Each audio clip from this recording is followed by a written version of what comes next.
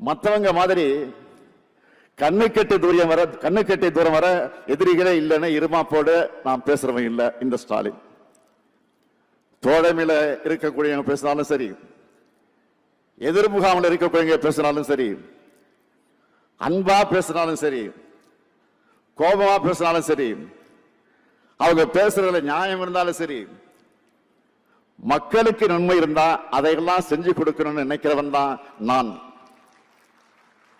நமக்கு எதிராக பேசிட்டாங்கன்னு காழ்ப்புணர்வோடு நடந்துக்கிறவன் இல்லை நான்.